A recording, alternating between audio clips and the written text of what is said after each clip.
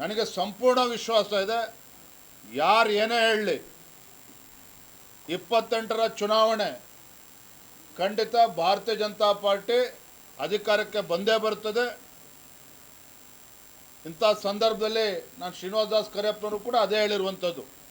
ನಾವು ಯಾರು ಕೂಡ ಚುನಾವಣೆ ಹಿನ್ನಡೆ ಆಗಿದೆ ಅಂತಕ್ಕಂಥ ವಿಚಾರವನ್ನು ತಲೆಯಲ್ಲಿ ಇಟ್ಕೊಳ್ದೇನೆ ಇನ್ನೂ ಹೆಚ್ಚು ಸಂಘಟನೆ ಜಿಲ್ಲೆನಲ್ಲಿ ಆಗಬೇಕಾಗಿದೆ, ಕ್ಷೇತ್ರದಲ್ಲೂ ಕೂಡ ಆಗಬೇಕಾಗಿದೆ.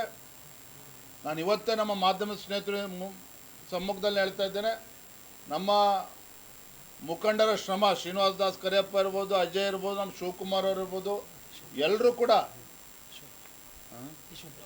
ಯಶವಂತರಾವ್ ಜಾಧವ್ ಅವರು ಇರ್ಬೋದು, ಎಲ್ಲರ ಶ್ರಮ ಇದೆ. ಇವತ್ತು ಎಲ್ಲ ಸಮಸ್ಯೆಗಳನ್ನು ವ್ಯತ್ಯಾಸಗಳನ್ನು ಬದಿಗಿಟ್ಟು ರೇಣುಕಾಚಾರ್ಯ ಆದಿಯಾಗಿ ಸಿದ್ದೇಶಣ್ಣವರು ಎಲ್ಲರೂ ಕೂಡ ಒಗ್ಗಟ್ಟಾಗಿ ಶ್ರಮನ ಹಾಕಿದ್ದಾರೆ.